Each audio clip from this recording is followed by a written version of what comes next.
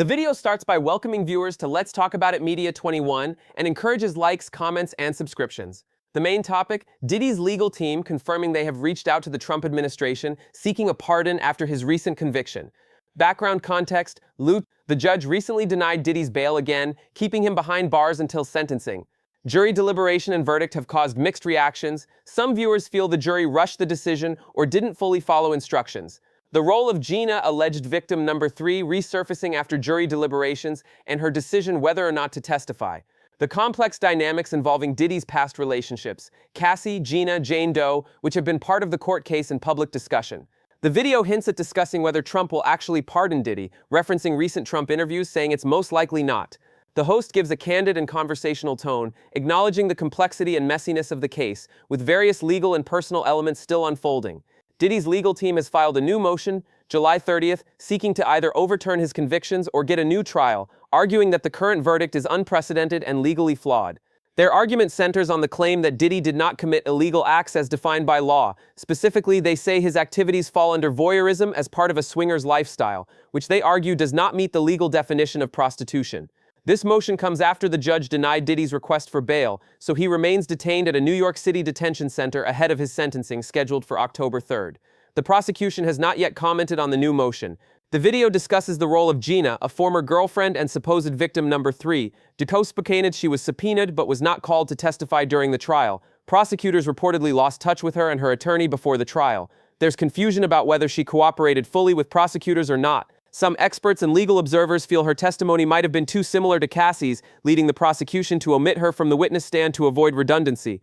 The video highlights how this omission and the dynamics between multiple women involved with Diddy, Cassie, Gina, Jane Doe may have influenced the case's complexity. The host reflects on how the jury might have been overwhelmed by repetitive testimony and suggests more focus should have been on the raid and other key evidence instead. The jury delivered a verdict that many feel was rushed or influenced by the holiday timing. One juror reportedly resisted following instructions, which may have affected deliberations. Gina resurfaced during jury deliberations, leading to speculation about her potential testimony and whether it would have changed the case's outcome. There's a discussion about Gina's role in cooperation. While subpoenaed, she did not testify, and prosecutors reportedly lost touch with her. Legal experts argue if she had testified, it might have added little new information since her situation paralleled Cassie's. Cassie testified extensively, sharing personal and health-related impacts stemming from her involvement with Diddy, which formed a significant part of the prosecution's case. The video notes the complexity added by Diddy's relationships with multiple women beyond Cassie and Gina, which some believe should have been explored more in court. Some of the hired employees who complained against Diddy did testify, but the absence of key witnesses like Gina and others left gaps. The host suggests the trial may have over-focused on intimate details and repetitive testimonies rather than crucial evidence such as the raid and law enforcement findings. After conviction on transportation charges related to prostitution, Diddy's legal team filed a motion on July 30th, requesting either to overturn the convictions or secure a new trial. Their argument hinges on the claim that Diddy did not commit illegal acts as defined by law, framing his actions as part of a swinger lifestyle rather than prostitution. The motion highlights that some charges he was acquitted of involved sex trafficking and RICO statutes. Meanwhile, Diddy's attorneys confirmed they reached out to the Trump administration seeking a pardon. Trump publicly commented on the pardon possibility, saying he was once friendly with Diddy, but their relationship soured during his political run, making a pardon unlikely. The judge denied Diddy's request for bail pending sentencing, keeping him in jail until his October 3rd sentencing hearing. Legal experts and commentators speculate that while the defense tried to be truthful and strategic by not calling witnesses, including Diddy himself, the government may have overreached in pursuing the case.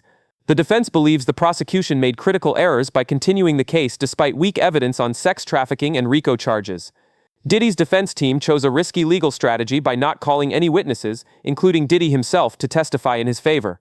His closest allies, such as his mother and Gene Deal, did not take the stand, leaving Cassie Ventura as the only significant defense witness. The defense attorney described the verdict as a victory for the defense because Diddy was acquitted of the most serious charges, despite being convicted on lesser counts. The defense's core message was telling the truth and avoiding elaborate stories or overreaching claims, aiming to create reasonable doubt. Critics and commentators question the sincerity of this approach, given the lack of testimony and defense witnesses.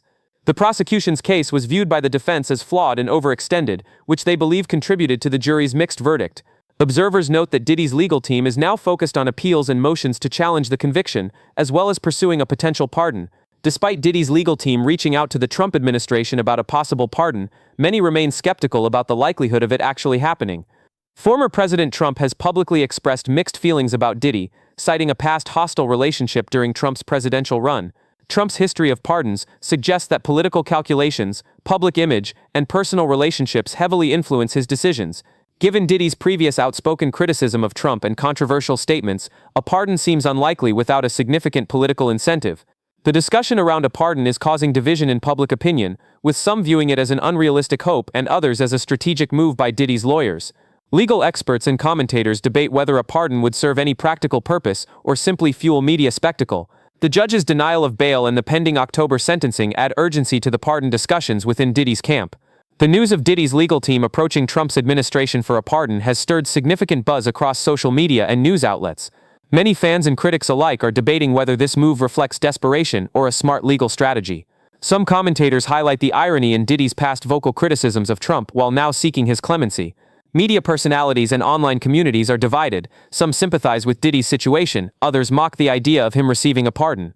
The coverage often references Diddy's prior controversial interviews, including statements about race and politics, which may complicate public support for a pardon. Conversations about Diddy's trial, bail denial, and pardon attempt have reignited discussions on celebrity justice and legal accountability.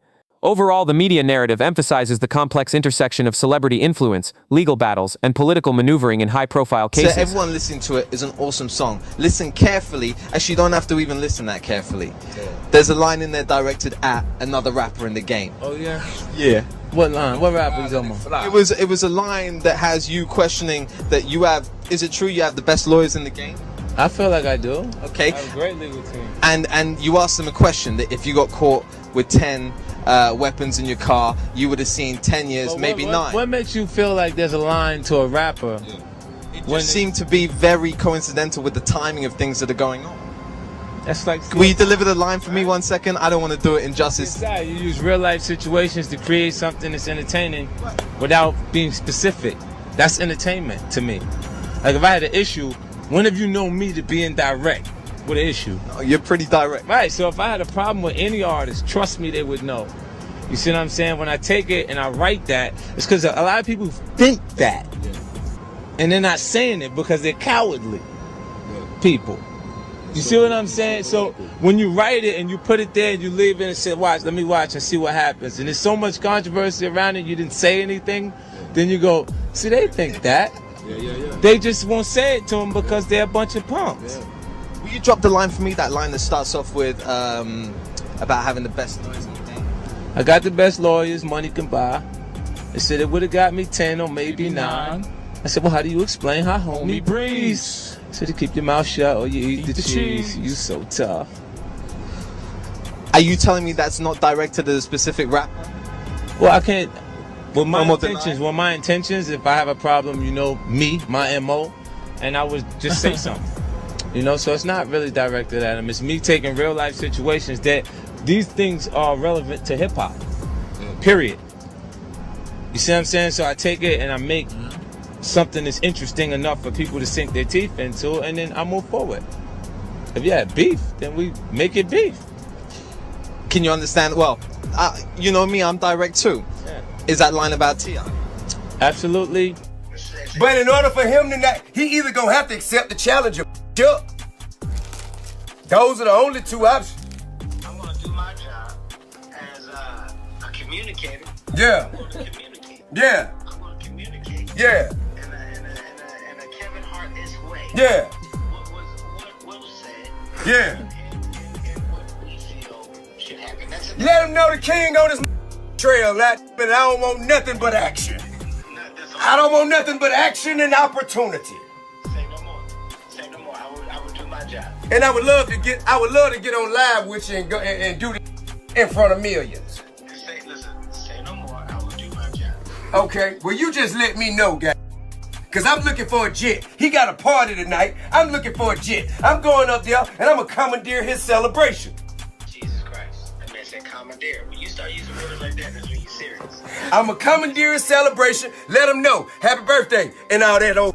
But what the is you gonna do, sir? Yeah, you want the smoke. You want all the smoke. I got to.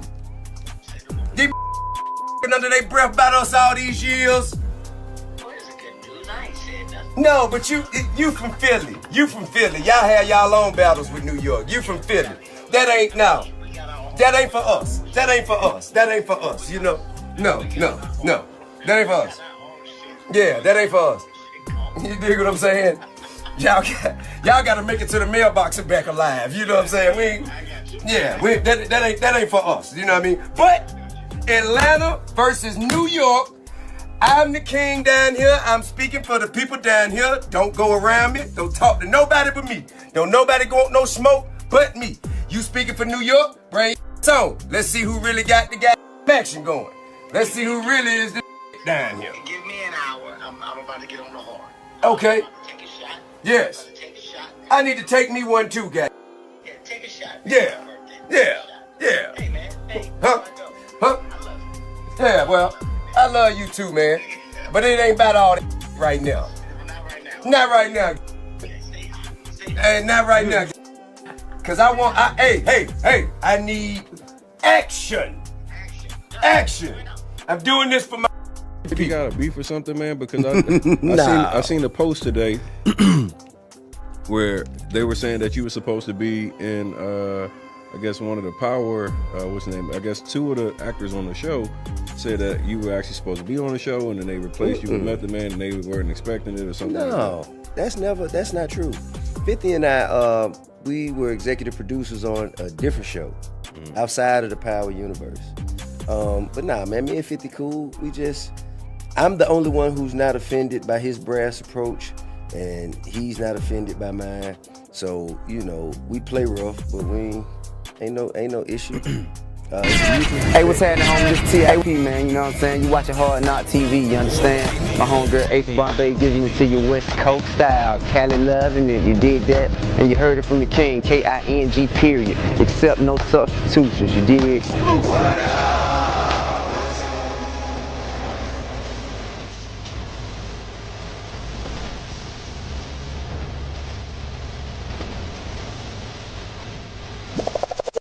Now, we usually expect you, if anyone's coming at you, that you're going to come back. But I see that you, and what I've been reading is that you've changed your mentality. But how do you, how are you dealing with when, the 50 cents are coming at you? Well, I mean, honestly, man, to be perfectly honest with you, man, I gotta deal with each situation as how it come out of the person's mouth. You can misinterpret songs, lyrics, you know what I'm saying? When you're being interviewed and someone asks you, how do you feel about this? I gotta take that. I gotta take your verbal rather than listen to your lyrics and jump to a conclusion. And when I heard him speaking on it, he said he wasn't talking about me, you know what I'm saying? And me and 50 always had a decent rapport, you know? It wasn't never nothing negative. So, and like he said this in conversation. At the same time, he said, man, he's never had a problem with saying people's names when he's speaking on them. And that's not like 50. If he going at somebody, he usually say their name and make it known. It's usually not ever whether or not, you know what I'm saying? And so, I think that it's just unnecessary to jump to a conclusion and, you know, create an issue where there is none. Now with Shorty Low, I see you've kind of let that just go to the side. Is this something that you just are kind of I'm over dealing with beef? I mean, it's lame, for real, dog. Like, this is not what we started rapping for. You know what I'm saying? Like, if anything, man, everybody has a position to play in life. My position is to win. Be the best at what I do and look good doing it. You know what I'm saying? Other people's in position where their position is to hate.